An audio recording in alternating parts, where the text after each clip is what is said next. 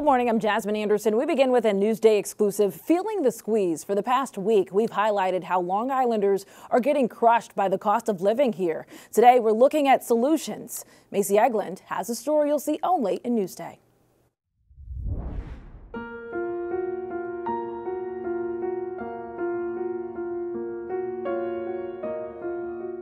Many families across Long Island are struggling, and some of them have told us they feel forced to leave. So what's being done to keep Long Islanders on Long Island? Craig Schneider has been working on this series with us. Your article looks at a lot of different issues that Long Island families are facing, but it seems home prices and rent are up there among the biggest concerns. Yes, clearly there's a need for more affordable housing on Long Island, but there's been a lot of resistance.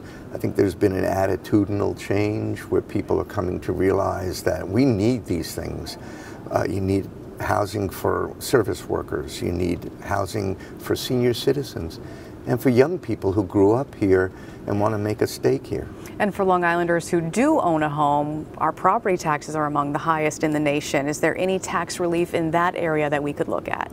You have to remember that 60% of the property tax on Long Island goes to schools. There's some talk of consolidation of the 124 different school districts on Long Island, and while there's a sense that that could save some money, it also could cost people local control.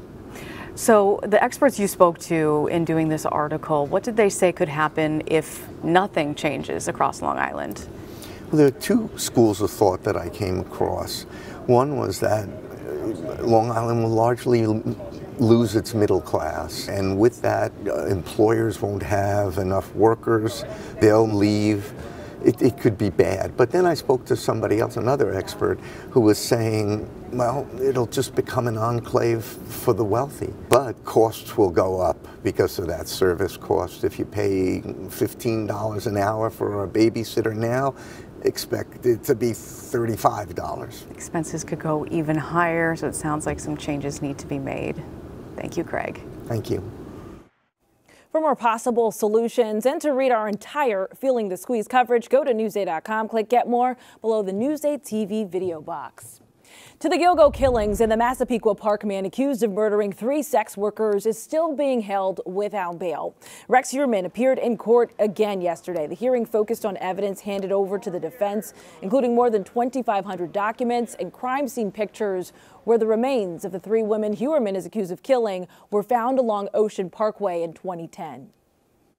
When you're talking about this massive amount of material, we're just basically starting and then culling the material, providing it, and then sort of repeating the process. The discovery material also includes hundreds of hours of surveillance video from around Heuermann's home and outside of his Manhattan office. His attorney saying his client is innocent. The press has convicted my client without seeing a shred of evidence. So he doesn't stand a chance with the press. And we're not going to try the case in the press.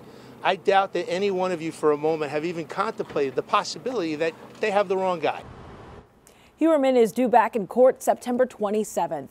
We have a team of journalists working around the clock on this story. Read the latest developments in the Gilgo investigation on Newsday.com. Click Get More below the Newsday TV video box. No injuries after this raging house fire in West Islip. Take a look at this video here. It happened on Fairfax Avenue last night. Police tell us firefighters were able to get the flames out in about 35 minutes.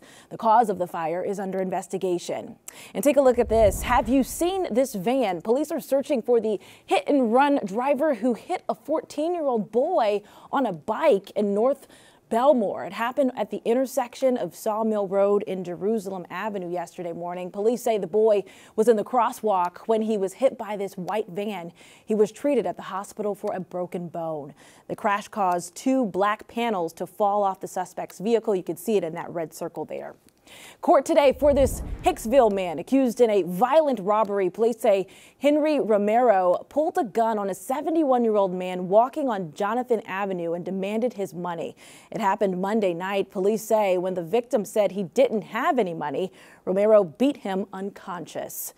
You can weigh in today on the National Grid's proposed 21% rate hike. 2 online hearings are scheduled for 1 and 6 p.m. today. National Grid's proposed rate increase would tack on another $34 per month for the average natural gas customer. The village of Islandia has approved a $200 million planned expansion for Jake's 58 Casino. All those in favor? Aye. Opposed? The ayes have it. That vote came last night following a nearly 2-hour public hearing. The plans include more parking and 1,000 new betting machines. Construction is expected to be done in early 2025. Donald Trump indicted a 3rd time. The former president is due back in court tomorrow to face 4 felony charges. He can appear in person or virtually in Washington, D.C. Prosecutors say Trump worked to overturn the results of the 2020 election in the run-up to the violent riot by his supporters at the U.S. Capitol. The attack on our nation's capital on January 6, 2021 was an unprecedented assault on the seat of American democracy. As described in the indictment, it was fueled by lies. Lies by the defendant targeted at obstructing a bedrock function of the U.S. government. The Trump campaign called the charges fake. The indictment and even a conviction would need to bar Trump from running for president again. Read the Trump indictment on Newsday.com. Click Get More below the Newsday TV video box. The Jumbo Mega Millions jackpot is growing. No one hit last night's jackpot, which means Friday night's prize is an estimated $1.25 billion. Just wrap your mind around that number. Someone in New York did match 5 numbers, good for $1 million. So check your tickets. You could be a winner. The winning numbers on your screen: 8, 24, 30, 45, 61, and 12. Your hyper local Wednesday weather now. Here's a look at Ponquag Bridge in Hampton Bays. You'll feel lucky today. A gorgeous summer day. Mostly sunny today. Changes on the way, though. Keep that in mind. A nice cool start to your morning today. Let's take a look at the day planner. Highs around 78 degrees with plenty of sunshine. Tomorrow, partly cloudy. We climb into the 80s. And here's a look at your futurecast. Clouds and rain as we head into the weekend. A look at your 7-day forecast coming up. Long Island weather is brought to you by King O'Rourke Automotive Group.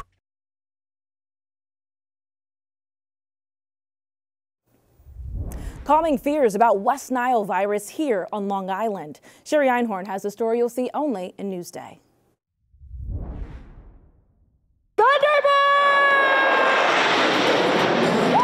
Long Island is known for its outdoor activities, like bustling downtowns, beautiful beaches, and busy boardwalks. But if you want to enjoy the outdoors, you also have to deal with things that live in the outdoors, like mosquitoes, which can carry West Nile virus. The virus first appeared here in New York in 1999. It develops in birds and is then transmitted to mosquitoes that bite people. This is Culex pipiens. This species breeds in standing water, in and around homes, but doesn't fly far.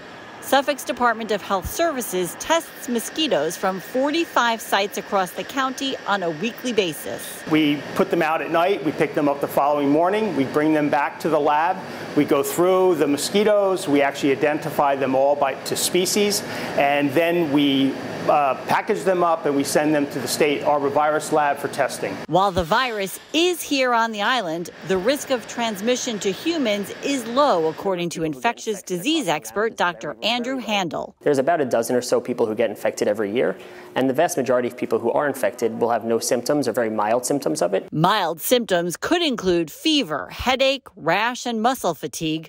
Doctors say the elderly and people who are immunocompromised, have kidney and liver disease, are more at risk. The advice? Cover up when you can and use insect repellent as extra protection. There's so many other things to be concerned about that that's kind of the lower end of things for me to be concerned about. I'm Shari Einhorn for Newsday TV. Read more about the West Nile virus on Long Island on Newsday.com. Just click Get More below the Newsday TV video box.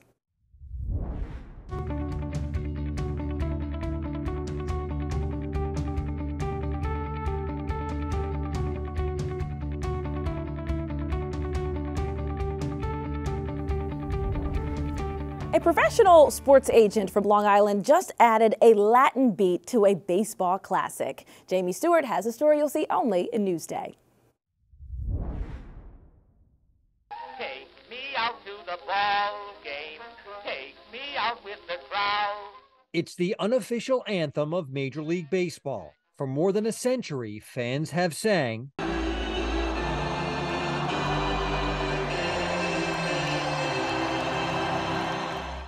But recently, local sports agent Burton Rocks got an idea. The Long Island native and Stony Brook University grad grew up loving music. So with the help of one of his clients, Chicago White Sox bench coach Charlie Montoyo, Burton changed the game. Take me out to the ball game.